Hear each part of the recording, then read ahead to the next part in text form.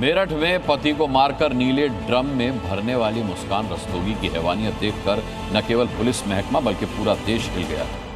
अब अहमदाबाद में नीले ड्रम के बाद किचन कांड सामने आया, जिसमें मेरठ की ही तरह पति है, पत्नी है, प्रेमी है और है सीमेंट। जी हां, अहमदाबाद में भी कातिल पत्नी प्रेमी के संग मिलकर न केवल पति के टुकड़े कर चुकी थी बल्कि उसे किचन में दफना भी दिया। उसने फर्श पर नया सीमेंट डलवा दिया और उसके ऊपर टाइल्स भी लगवा दी। अब करीब साल भर के बाद क्राइम ब्रांच और फॉरेंसिक साइंस लैब की टीम ने घर की खुदाई की, तब वहां से मानव कंकाल के अवशेष बरामद किए गए। पूरी स्टोरी इस रिपोर्ट में।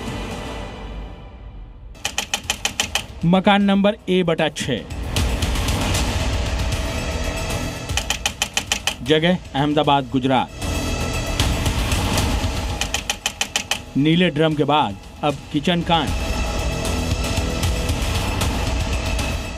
जहां वो खाना पकाती थी वहीं पति को टुकड़े टुकड़े कर उसने दफना दिया। सोचिए वो महिला कितनी कठोर दिल होगी जो अपने ही पति की सांसें छीनकर उसी रसोई में साल भर से खाना पका रही थी। इस किचन कांड की पूरी कहानी आपको बताएं उससे पहले आप किचन की इस जगह को गौर से देख लीजिए, क्योंकि यही वो जगह है जहां से कुकर की सीटी की आवाज सुबह शाम आती थी, बर्तनों की खनखनाहट बराबर होती थी, लेकिन यही वो राज छिपा था जिसकी भनक पूरे इलाके में किसी को नहीं थी। अब इनके बीच में कोई लफड़ा हुआ नहीं हुआ, ये किसी को जरा भी भनक नहीं पड़ी। अभी ये हम जब ये गया तो हम लोगों से ये बताया गया, बोले कि मेरा घर वाला दुबई गया है कमाने, तो किसी ने कोई पूछ परछ करी नहीं। बोले कि भाई गया होगा, कड़िया काम करता था वहाँ, अच्छी नौकरी मिली होगी। सऊदी के लिए उसका वीज़ा है तैयार, तो मैं सऊदी जा रहा हूँ बोले।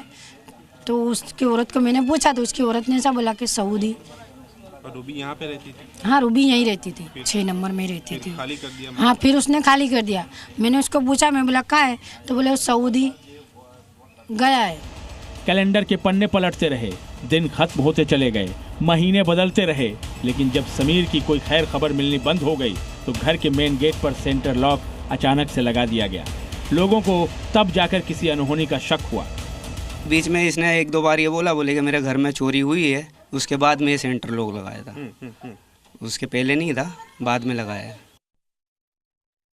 हत्या की साजिश में 4 लोग शामिल थे। पहली, समीर की पत्नी रूबी। दूसरा, रूबी का प्रेमी इमरान। तीसरा, इमरान के मामा का बेटा रहीम उर्फ साहिल। चौथा, इमरान की मौसी का बेटा मोहसिन उर्फ फैजू। जिस रात हत्या होनी थी उस रात फैजू घर का दरवाजा खुला छोड़ गया। इमरान अपने मामा और मौसी के बेटों के साथ रूबी के घर पहुंचा और फिर एक्टिव हो गया योजना को हत्याकांड में बदलने का पूरा प्लान। कातिलों ने वो वक्त चुना जब समीर अपने कमरे में गहरी नींद में सो रहा था। समीर पर आरोपी इमरान ने चाकू से हमला किया, समीर की गर्दन को चाकू से काट डाला। हत्या के बाद पत्नी, प्रेमी और उसके दोनों भाइयों ने मिलकर घर की रसोई में 1.5 फीट गहरा गड्ढा खोदा।